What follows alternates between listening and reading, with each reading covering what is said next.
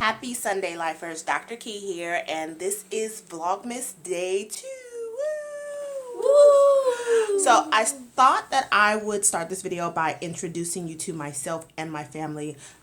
This is my oldest daughter, Ayana, who turned 16 yesterday. Yay! Happy birthday. Happy birthday just to you. And this is Sienna. Hi. And Sienna, how old are you? 12. Sienna is 12. And this down here is Mr. Bentley Worthington IV. Say hi, Bentley. He's the man of the house. And so I just thought I'd start this video by introducing you to my family. So this is us. This is us on a Sunday. It is Sunday evening, and normally Sunday evenings are pretty quiet. Sienna, your face is cut off. You want people to see half your beautiful face. Sunday evenings around our house are pretty quiet because we spend most of our day at church. As you can see, I do wear this thing here, this clergy collar. I am a minister, so most of my day on Sunday is spent literally in the church house.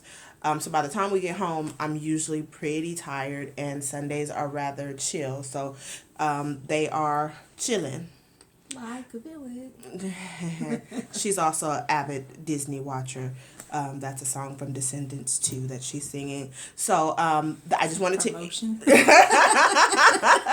I just wanted to start by introducing you to us. Over the next 6 days, I'm assigned to the next 6 days. So over the next 6 days, you will see us out and about doing things. You'll see me at work. You'll probably see me running errands, taking them. I usually play chauffeur, especially to this one because she's in choir and dance. Come see the dance show. And she is also the president of UBSUC Southern Region, which is the unification of BSUs across the California State Board. I'm sorry, I had to push her face back into the thing. Okay, say it again.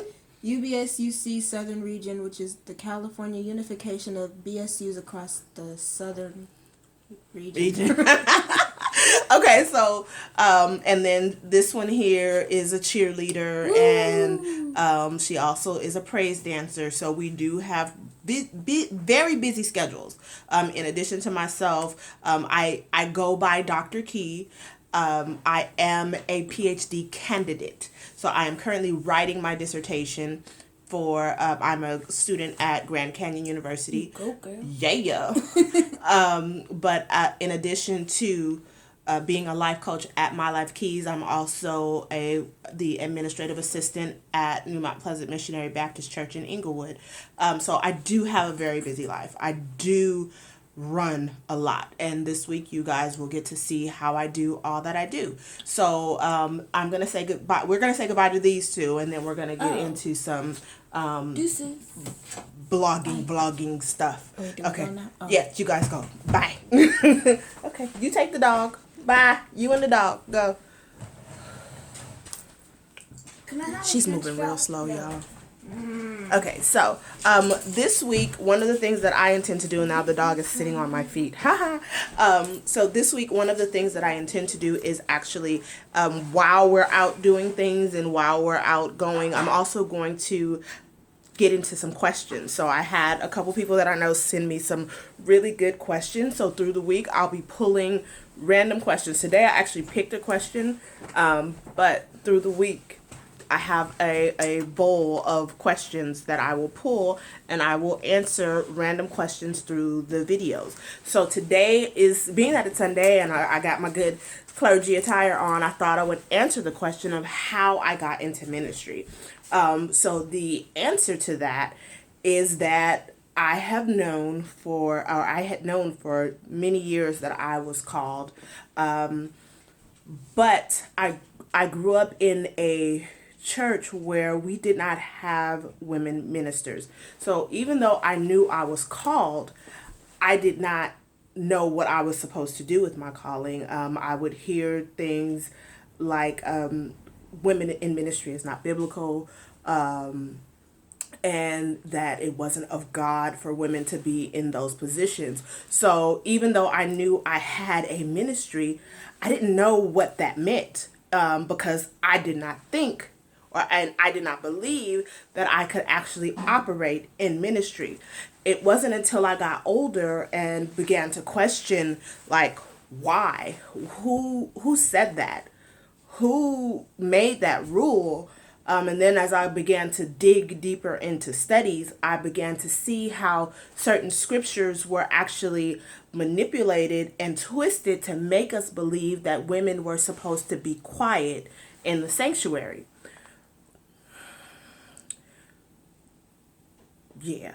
So as I began to do my own studies, as I began to show myself approved as the Bible tells me to, I began to see, wait a minute, so the things that we're doing aren't actually founded in scripture. The me being quiet, or me not being in a position to speak and know and say what God is telling me, the messages that I'm being given, it's not accurate. It's not right that I'm not in a position of ministry. So for years I tried to navigate that whole thing, and I basically began to pray about it. And my prayer was simple. It was, God, if I'm supposed to do this, make it ministry for dummies. I need to be hit over the head, smack dab. Give me something that lets me know clearly that this is what I'm supposed to do. We have a pastor at my church who supports women in ministry, and even though he supported women in ministry at that time, we did not have any women in ministry at our church. And I went to the women's retreat, and at the women's retreat, Dr. Rosalind Brookins, who is a prophet, baby, let me tell you, I was working, doing what I do, serving, doing my job, and as she was doing foot washing, she looked at me and said, "Woman of God, why haven't you preached your first sermon?" And this woman didn't know me from Eve, from Erica, from anybody else. She did not know anything about me, had not been introduced to me, had not talked to me, but she knew my spirit, and she knew that I had a calling on my life. And she said that in the mic in front of a room full of 100 and something women, and women from my own church.